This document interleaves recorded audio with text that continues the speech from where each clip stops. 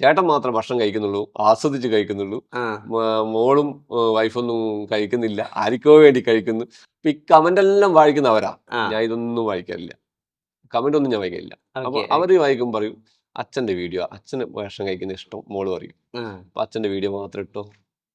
അപ്പൊ ഞാൻ അങ്ങനെയാണ്. അപ്പൊ എന്റെ വീഡിയോ മാത്രം ഉണ്ടെങ്കിൽ ക്യാമറാമാൻ ഇല്ല, എനിക്ക് വീഡിയോ എടുത്തു തരണ്ടേ, ആരെങ്കിലും ഒരു വീഡിയോ എടുത്തണ്ടേ. അപ്പൊ ഞങ്ങൾ എല്ലാവരും ഒന്നിച്ചല്ലേ ഭക്ഷണം കഴിക്കുന്നത്. അത് ഞാൻ വലിയ ട്രൈപ്പോഡ് ഉണ്ട് എന്റെ, അത് മേലെ വെച്ചിട്ട് അങ്ങ് ലാസ്റ്റ് വെച്ചിട്ട് ഞാൻ അവിടുന്ന് എടുക്കുക.